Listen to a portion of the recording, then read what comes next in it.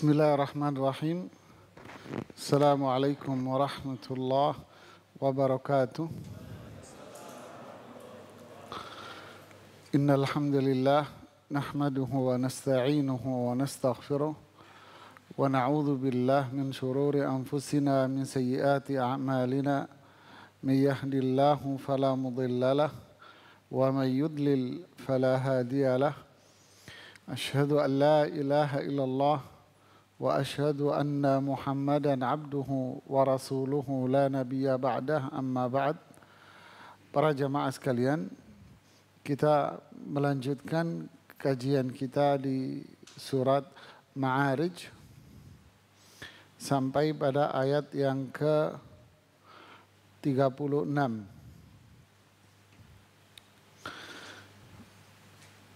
Setelah Allah Subhanahu wa ta'ala menjelaskan sifat-sifat penghuni surga. Penghuni surga itu adalah siapapun orangnya, siapapun dia, dari kulit apa saja, dari negeri mana saja, dari keturunan mana saja. Selama dia memiliki sifat-sifat yang telah Allah sebutkan, maka dia layak untuk menjadi penghuni surga. Karena tolak ukur seseorang menjadi penghuni surga itu bukan fisiknya, bukan keturunan, bukan nasabnya, bukan warna kulitnya, bukan dari mana dia, tetapi tolak ukurnya adalah sifat yang telah Allah sebutkan di dalam Al-Quran. Apa itu? Al-istislam, berserah diri hanya kepada Allah. Inilah tauhid, iman. Kemudian at-ta'ah, ketaatan kepada Allah Subhanahu wa ta'ala, ketaatan kepada Rasulullah sallallahu alaihi wasallam. Kemudian yang ketiga, al-bara'ah minasyirik, berlepas diri dari yang namanya syirik. Jadi inilah kriteria mereka secara umum. Terlepas dia seperti apa dan dari mana dan siapa dia. Ya. Lalu setelah sifat-sifat dari para penghuni surga itu, Allah lanjutkan ciri-ciri orang kafir. Artinya lawannya, berarti mereka adalah penghuni neraka. Inilah sifat-sifat mereka. Dan inilah karakter mereka yang Allah sebutkan. A'udzu billahi minasyaitonir rajim. Famalil ladzina kafaru qibalaka muhti'in 'anil yamini wa 'anil shimali 'izin. Ayatama'u kullu imri'in minhum an yudkhala jannata na'im. Kalla inna khalaqnahum mimma ya'lamun. Sampai di sini. Famalil ladzina kafaru qibalaka. Famali, kenapa? Ini terjemahan bebas ya. Famali ini.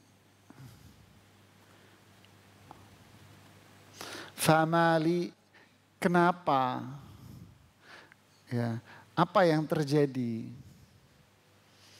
Alladzina kafaru, terhadap orang-orang kafir itu. Qibalaka, nah ini menarik ini.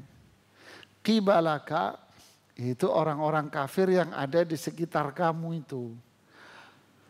Muhti'in, nah ini yang dibahas oleh para ahli tafsir. Ya. muhti'in. Ini ada dua di sini maknanya. Kenapa orang-orang kafir yang ada di sekitar kamu itu, ketika mereka itu melihat kamu datang, maksudnya kamu ini siapa? Rasulullah Sallallahu Alaihi Wasallam. Kenapa orang-orang kafir ini ketika melihat engkau wahai Rasulullah SAW, mereka itu berbondong-bondong untuk ada dan duduk di sekitar kamu. Sambil kepalanya itu dijulur-julurin gini. Oh, gitu.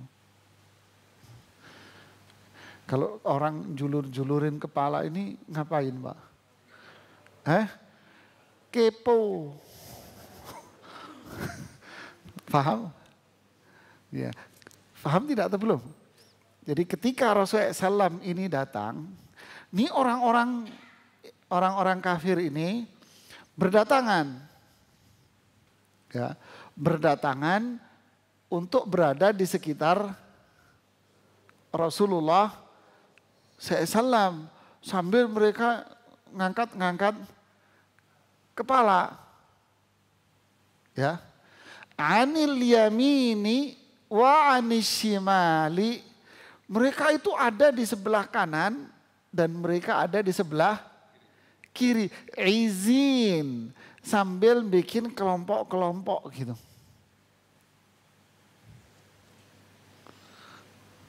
Paham belum? Jadi umpama nih, kita ambil contoh umpamanya di masjid ini. Ada seorang ustadz ceramah. Tapi jamaahnya ini duduknya enggak seperti ini. Tapi duduknya itu dia itu berkelompok. Ada kelompok 4 orang, 5 orang di pojok sana. Yang 4 orang, 5 orang itu membuat lingkaran sendiri. Membuat lingkaran sendiri, bikin halakoh sendiri, grup sendiri. Ada lagi nanti di sebelah sini dia bikin lingkaran sendiri, grup sendiri. Nanti di sebelah sini begitu, nanti di sebelah sini begitu. Jadi bikin kelompok-kelompok ini orang. Ada apa ini orang-orang kafir ini? Kenapa? Kalau engkau datang wahai Muhammad, wahai Rasulullah SAW. Mereka ini berdatangan untuk berada di sekitar kamu, tapi duduknya itu dengan cara berkelompok. Paham? Yang kedua, mereka ini orang-orang ini padahal ketika engkau menyampaikan ayat-ayat Al-Quran, menyampaikan wahyu kepada mereka, toh kenyataannya mereka itu akan lari kabur. Mereka itu lari kabur. Paham? Makanya para ulama mengatakan sebetulnya dua hal ini bukan perbedaan. Karena kedua makna ini berdekatan, kata Imam Qurtubi. Jadi mereka itu kalau Rasulullah SAW ada, mereka itu ingin mendengarkan ayat Al-Quran. Apa sih ayat-ayat Quran? Apalagi yang mau dibacakan? Apalagi yang mau disampaikan? Cara mereka pengen tahunya itu dengan cara duduk berkelompok-kelompok itu. Kalau mereka sudah mengetahuinya, mendengarnya, mereka akan pergi meninggalkan Rasulullah SAW dari majelis itu. Maksudnya apa? Apa maksudnya?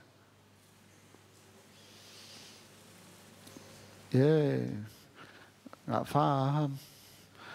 Ya paham yang Anda sampaikan, tapi maksudnya apa?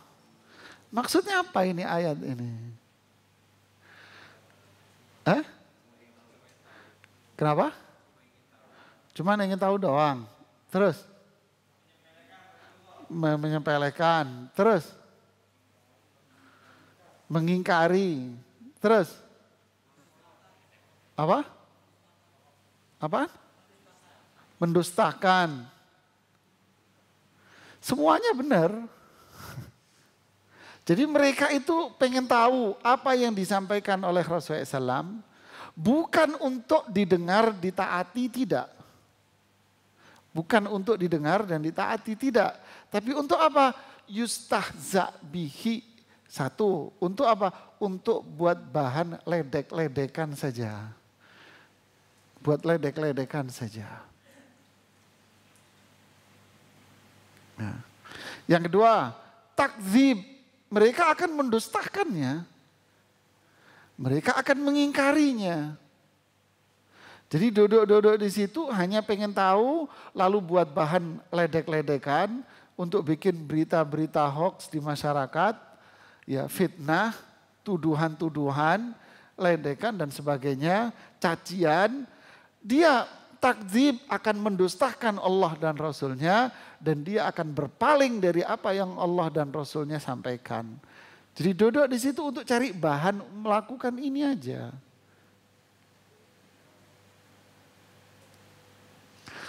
Faham sekarang? Di sini menarik jamaah. Izin, ini juga dikomentari oleh para ulama. Izin, para ulama tafsir yang banyak menyoroti sisi bahasa, sisi sastranya. Mereka mengatakan izin itu adalah kelompok-kelompok kecil. Mereka bikin halakoh-halakoh kecil, di mana setiap kelompoknya ini, setiap halakohnya, ada satu orang yang paling dia dengar ucapannya. Ada 5 orang, 6 orang. Dari 5-6 orang ini, satu dari mereka dialah yang paling dia dengar omongannya. Jadi dia duduk di situ dengan tujuan apa? Ngeledek dia, menghina dia, merendahkan dia, mendustakan dia. Lalu keluar dari majelis itu untuk menyebarkan kepada masyarakat berita-berita yang sifatnya dusta. Berita-berita yang sifatnya takdzib. Yaitu apa? Mengingkari apa yang disampaikan oleh Rasulullah Sallallahu Alaihi Wasallam.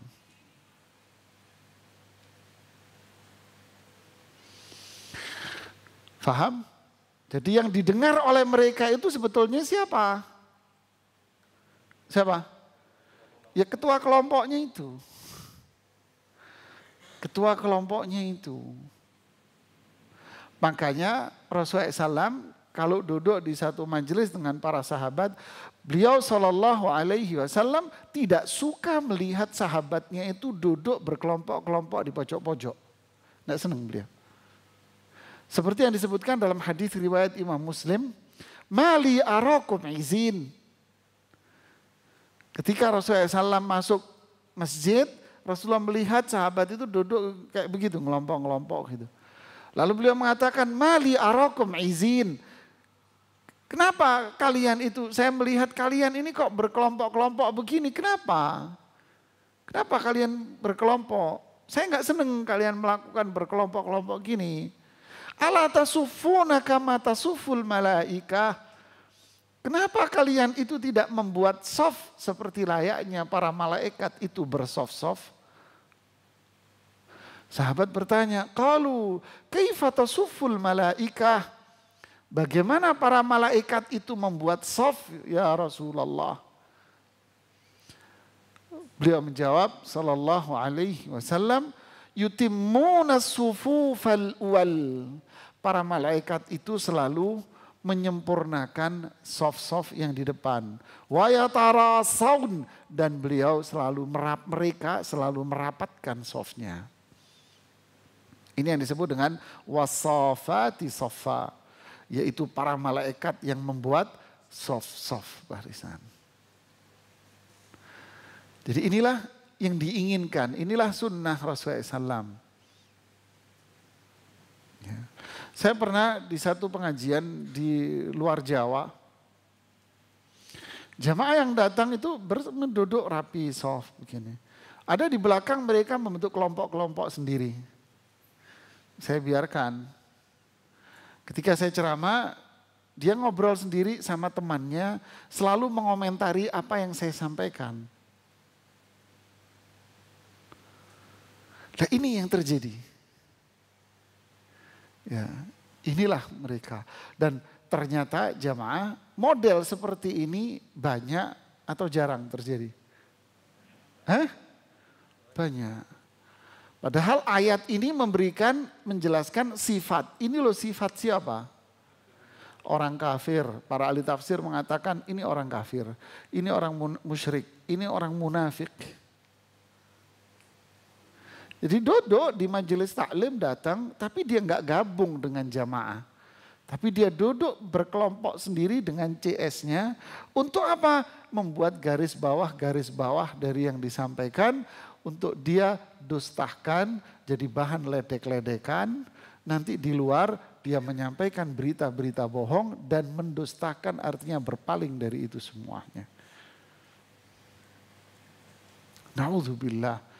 Na'udzubillah. Ya. Jadi inilah sifat orang kafir, orang musyrik, orang munafik. Di ayat-ayat yang lain kita temukan banyak sekali jamaah. Ya. Saya ambil contoh saja ini.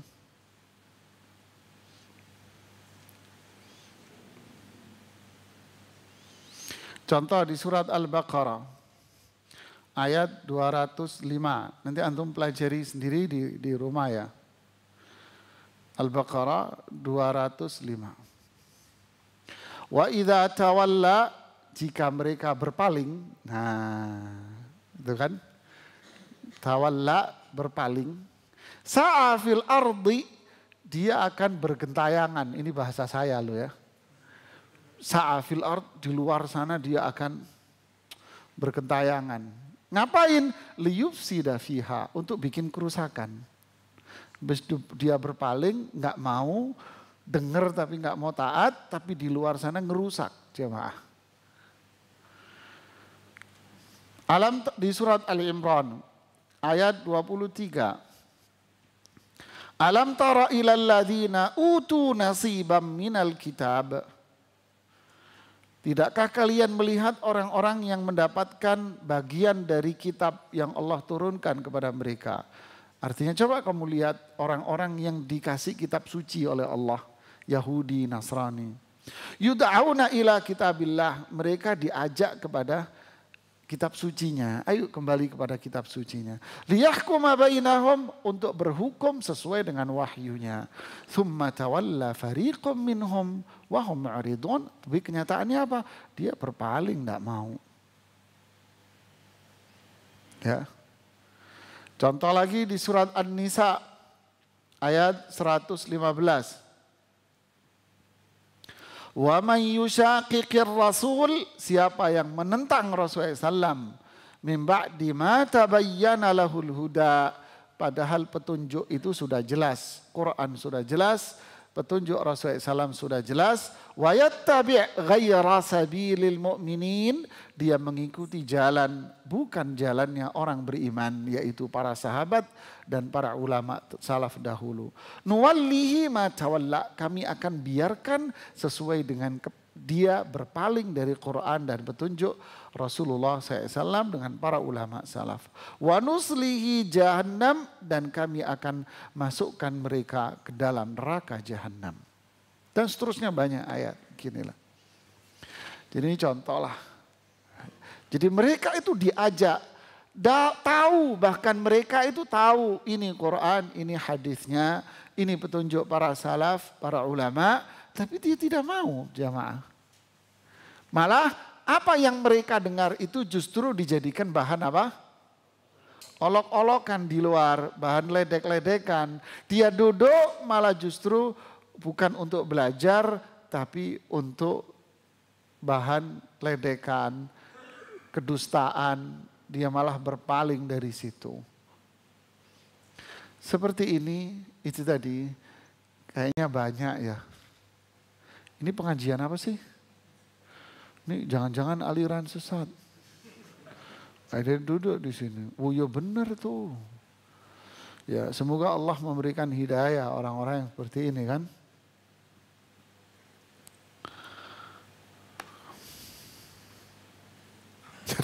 Sampai ada satu penulis di Indonesia bikin buku mungkin itu 600-700 halaman. Kok sempet-sempet gitu loh. Judulnya apa? Pergerakan kaum Wahabisme di Indonesia.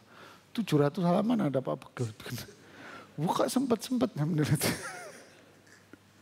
Jadi begitu dongkolnya hatinya gitu ya. Astagfirullahaladzim. Jadi inilah sifat mereka. Makanya orang-orang Zionis, Yahudi, ya mereka itu belajar Quran, belajar hadis. Untuk apa? Untuk takzib, untuk mendustakan syariat Islam. Seperti dulu penjajah Belanda yang menguasai menjajah Aceh, siapa? Senokorgaunya Haji Muhammad Yusuf ya namanya ya. Dia belajar Quran, pura-pura masuk Islam, belajar hadis ke Makkah, ke Madinah, pakai peci, pakai gamis, nunjukkan seakan-akan dia masuk Islam, padahal tidak. Dia hafal Quran, hafal banyak hadis, pulang ke sini untuk bodoh-bodohin umat Islam. Jadi apa yang dia dengar buat bahan olok-olok, berpaling dan untuk mendustakan Al-Quran dan hadis. Waliyahudzubillah. Adapun orang-orang beriman, apa sifatnya? Yaitu yang di akhir surat Al-Baqarah. Apa? Qalu sami'na wa ta'ana ghufranak. Ya Allah, saya mendengar ini adalah wahyumu. Ini adalah perintah Allah, perintah Rasulullah SAW. Saya dengar wa ta'ana, saya taat. Ghufranak, ampuni dosa-dosa selama ini. Apa yang kita lakukan? Lalu Allah mengatakan, ayat ma'u kullu mri'im minhum ayyudkhala jannata na'im. Lalu setelah itu, apakah mereka, setelah apa yang mereka lakukan itu, mereka ingin masuk surga? Lalu setelah itu ingin mereka masuk surga? Yatma, mereka kepengen setiap orang dari mereka itu apa? Masuk surga. Ini sebabnya kata para ulama tafsir, mereka orang-orang kafir, orang musyrik, munafik, ini mendengar bahwa orang-orang beriman, ciri-cirinya inilah penghuni surga. Kan gitu kan, seperti yang di atas, inilah penghuni surga itu. Lalu mereka mengatakan, kitalah orang yang pertama kali masuk surga sebelum itu mereka ini. Ya, ini orang-orang yang pertama kali masuk surga. Kita ini orang-orang yang pertama kali masuk surga, kata dia gitu. Lalu Allah bantah ucapan mereka dengan ayat ma'u kullu mri'in ayyudkhala jannata na'im. Kalian setelah apa yang kalian perbuat seperti ini, lalu kalian berharap ingin masuk surga? Ajaib kan? Nah, ini kata Imam Ibnu Katsir, ini mirip dengan apa yang Allah firmankan di surat Al-Mudatsir pada ayat 48. 49, 50, 51 dan seterusnya. Fama lahum 'anit tadhkirati mu'ridin. Kenapa ini? Sama, maknanya sama ini. Fama lahum, kenapa ini orang-orang ini dibacakan kepada mereka wahyu Allah, petunjuk Rasulullah Sallallahu Alaihi Wasallam dibacakan. Padahal mereka ada di situ, duduk di situ, dibacakan wahyu, dibacakan petunjuk Rasulullah SAW. Mu'ridin, setelah itu mereka malah berpaling, tidak mau mendengarkannya. Ka'annahum humuran mustanfira farrat min qaswara. Ini kayak keledai. Keledai yang kabur dari kandangnya, padahal majikannya, pemiliknya pengen keledai ini balik lagi ke kandang. Artinya diajak, ayo. Tetapi ini keledai sudah. Tetap aja namanya keledai. Farrat min qaswara, kabur nih. Lalu Allah bilang apa? Bal yuridu kullu mri'in minhum an yudkhala jannata na'im. Lalu mereka pengen diri mereka masuk ke dalam surga. Ya, kan aneh jamaah. Ya, aneh. Lalu di riwayat Imam Ahmad disebutkan sebuah hadis dengan jalur periwayatan yang hasan.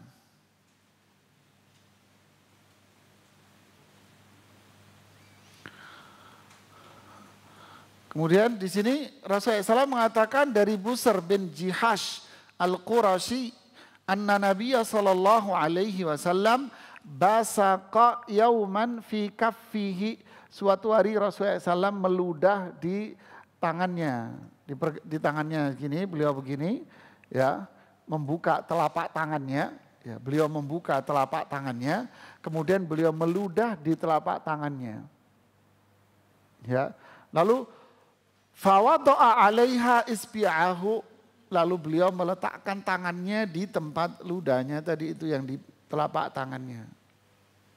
Ya. Tsumma qal, lalu Rasulullah bersabda, qala Allah berfirman, ibna Adam, anna tu'jizuni wa qad khalaqtuka min mithli hadhihi. Manusia, kalian itu pengen berkuasa. Kalian ingin menganggap diri kalian kuat. Kalian ingin melemahkan kekuasaan saya. Kalian menganggap diri kalian itu kuat dan ingin melemahkan kekuasaan saya. Wa qad khalaqtuka min mithli hadza, padahal kalian semua saya ciptakan dari ini, seperti ini.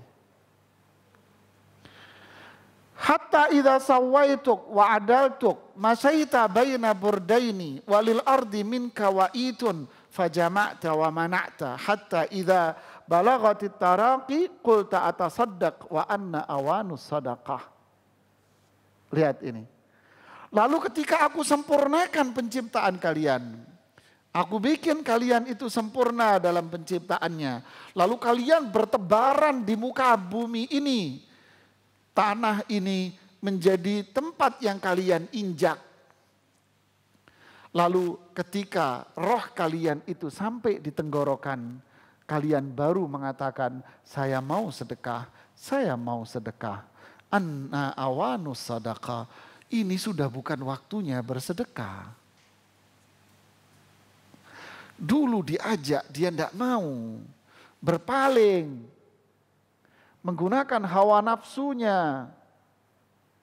Makanya kelompok-kelompok seperti ini disebut dengan apa?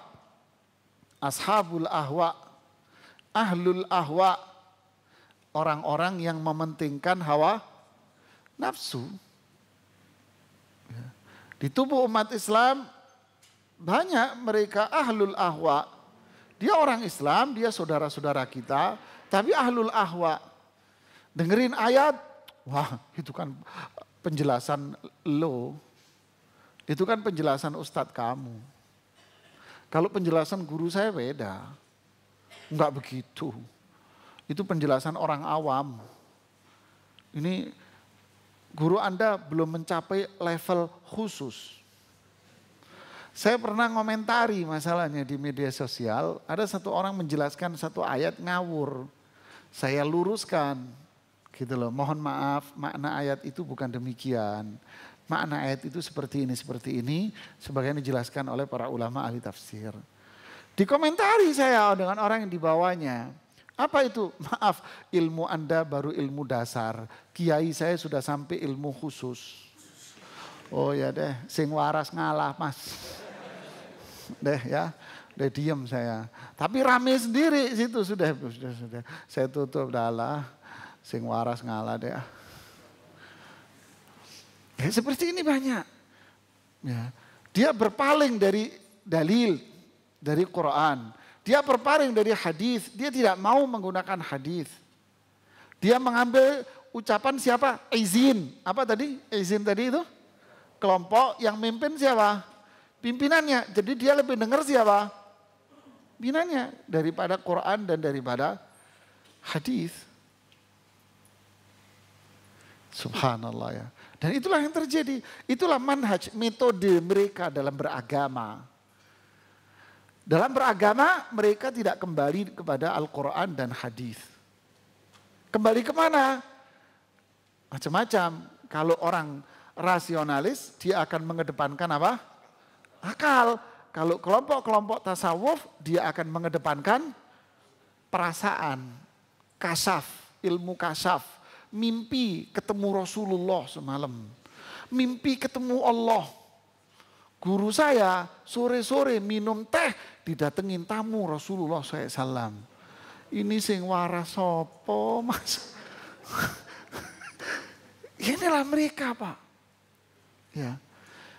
Jadi kasaf istilah mereka, perasaan, mimpi, ghulu, sikap yang berlebihan terhadap siapa? Gurunya. Yang kedua, kalau toh mereka mengambil dari ayat atau Quran, mereka akan memaknai ayat Al-Quran dan hadis itu sesuai dengan apa? Cara dia. Bukan memaknai Al-Quran seperti yang Allah inginkan. Bukan memaknai Al-Quran seperti yang dijelaskan oleh Rasulullah SAW. Bukan memaknai Al-Quran seperti yang dijelaskan oleh para sahabat.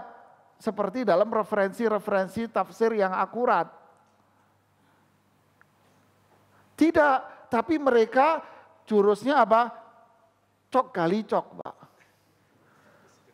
Yang cocok dengan mereka baru, yang nggak cocok dengan mereka dimaknai yang cocok. Sudah begitu. Itulah manhaj mereka. Yang nggak cocok dengan mereka cenderung dibuang, diakal-akalin. Baik masalah hukum maupun masalah akidah, tauhid. Yang rame di masyarakat tentang Allah di mana. Loh itu kan jurus cocok gali cok namanya. Al-Quran dipaksa untuk cocok sama otaknya. Jadi kalau beli peci, nggak cukup pecinya. Yang harus diganti itu pecinya atau kepalamu mas. Kata bahasa, untung saya nggak pakai bahasa Surabaya, lebih parah lagi saya pakai bahasa. Yang nggak cocok, ini kepalanya yang harus diganti. Palamu mas harus diganti mas. Wah nggak waras kon mas. Gimana sih hal yang paten Quran, hadis malah harus dicocok-cocokin dengan otaknya. Loh, jangan kita yang mempelajari Al-Quran. Inilah model ahlul ahwa. Jadi duduk di pengajian, nah ini lain, nggak masuk akal.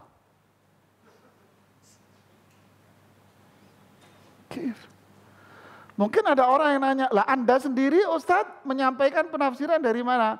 Yang mau tanya, sini tak tunjukkan semua rujukan saya dalam menyampaikan kajian malam ini. Tak kasih tahu Anda. Nah mungkin saya ngasih Anda satu-satu rujukannya dalam waktu yang singkat ini. Saya kasih tahu, saya bukain ke Anda semuanya. Ada 10 lebih kitab tafsir saya yang baca setiap kali pengajian jamaah. Emang enak, dengerin tok gampang.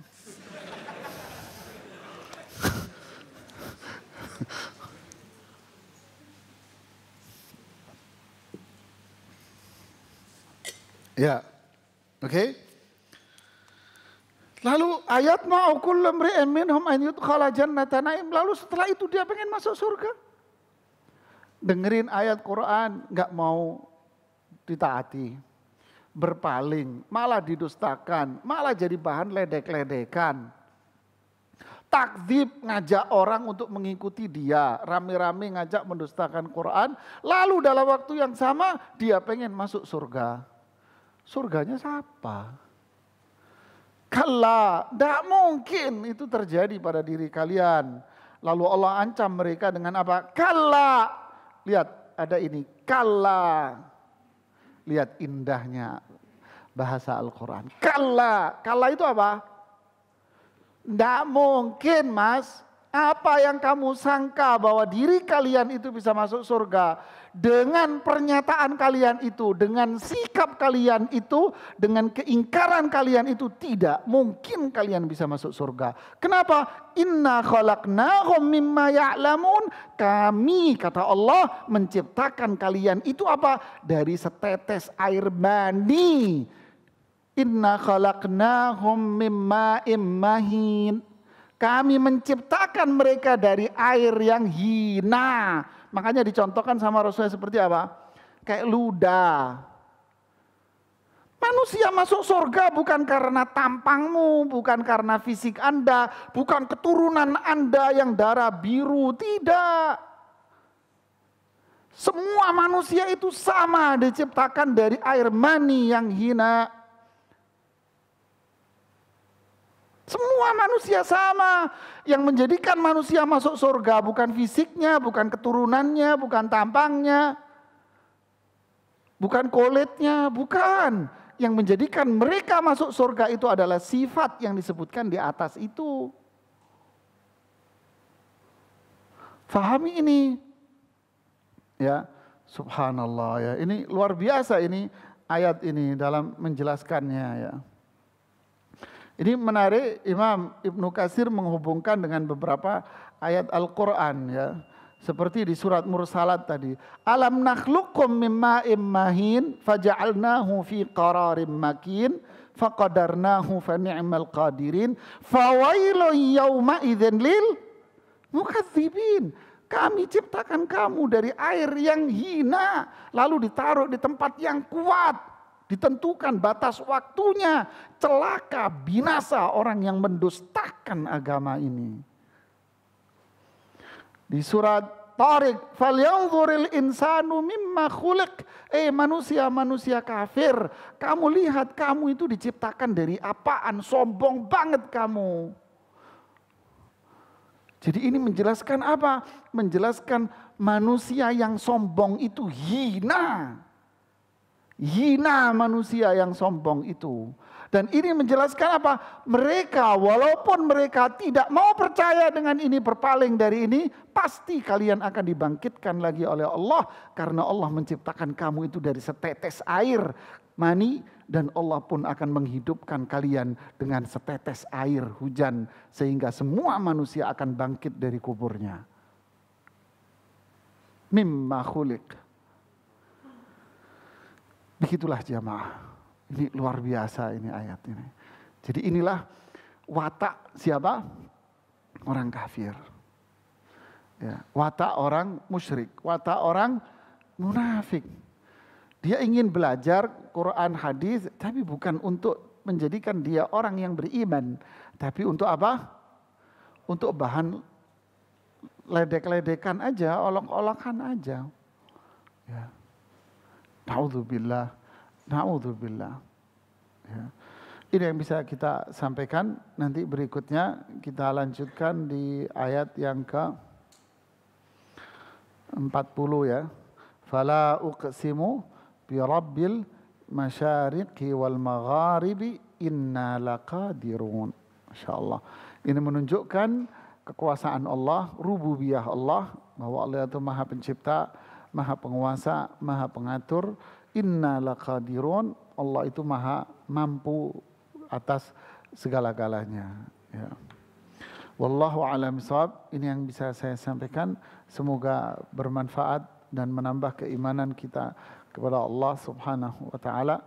Subhanakallahumma bihamdik asyhadu an la ilaha illa anta astaghfiruka wa atubu ilaik. Assalamualaikum warahmatullahi wabarakatuh.